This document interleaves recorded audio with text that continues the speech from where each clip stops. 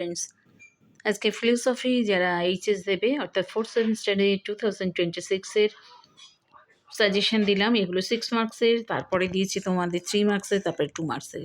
6 মার্কসের প্রশ্ন হিসেবে বলি যে প্রথমে তোমরা করবে ব্যতিরেকি পদ্ধতির সংজ্ঞা, আকার, সুবিধা একটা, অসুবিধা একটা, এইভাবে তোমরা করে যাবে। সেই হিসাবে তোমরা সহপরিবর্তন পদ্ধতিটাও করবে এবং অন্বয় পদ্ধতিটাও করে নেবে। নেক্সট দিয়েছি আরোহণ অনুমানের সমস্যা কী, কীভাবে এই সমস্যার সমাধান সম্ভব। নেক্সট হচ্ছে বহুকরণবাদ বলতে কী বোঝো, এই মতবাদ কি সমর্থনযোগ্য, এটা মোস্ট ইম্পর্টেন্ট প্রশ্ন।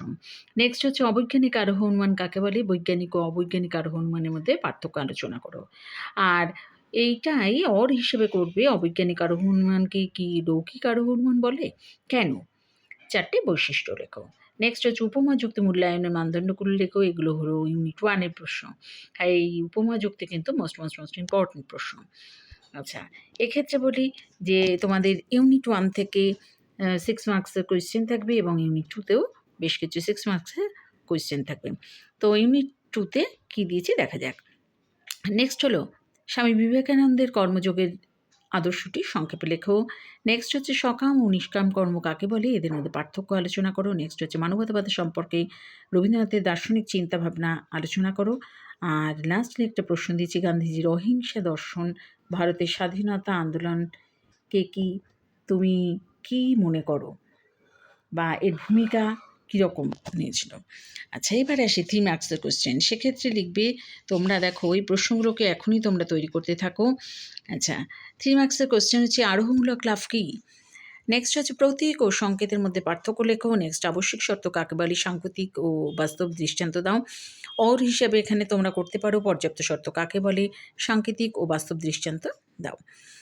তারপরে দিয়েছে ভালো উপমা ও মন্দ উপমা যুক্তি কাকে বলে, এদের মধ্যে পার্থক্য আলোচনা করবে। নেক্সট হচ্ছে বিশ্বব্যাপক বর্গক্ষেত্র কী, এটা তোমরা চিত্র দেবে, চিত্রসহ লেখো। নেক্সট হচ্ছে সত্যাপেক্ষক বচন কত প্রকার ও কী কী। নেক্সট প্রাকল্পিক বচন কাকে বলে, সত্য সারণীর সাহায্যে সত্যমূল্য নির্ণয় করো। এক্ষেত্রে বলে রাখি তোমরা ট্রুথ টেবিলটাকে কিন্তু খুব ভালোভাবে করবে। বুলীয় লিপি, ভেনচিত্র, এগুলোকে কিন্তু তোমরা সবগুলোকেই করবে, অর্থাৎ নিরপেক্ষ বচনের AEIO এগুলোকে সবটাই তোমরা প্র্যাকটিস করবে লজিক হিসাবে। আচ্ছা, এগুলো গেল ইউনিট 1-এর 3 মার্কসের। এবারে ইউনিট 2-এর 3 মার্কস হচ্ছে মানবতাবাদের বৈশিষ্ট্য, গীতার কর্মযোগ সম্পর্কে লিখবে তোমরা। রবীন্দ্রনাথের মানবতাবাদ কী, গান্ধীজির সত্যাগ্রহ কী, সর্বদয় কী, অহিংসা কী, ধ্রুবক কাকে বলে, এগুলো হচ্ছে তোমরা ইউনিট 2 হিসাবে করবে। ধ্রুবকটা হচ্ছে 2 মার্কসের।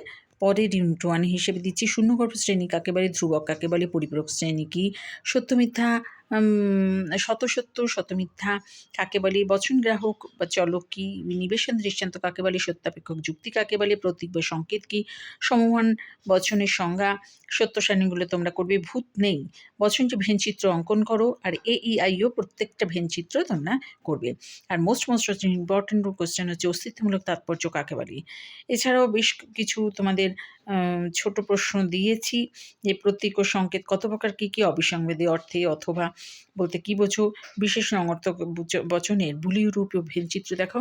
এগুলো তোমরা লজিক হিসাবে করে রাখবে। তাই আজকে তোমাদের সাজেশন হিসাবে দিলাম ফিলোসফি,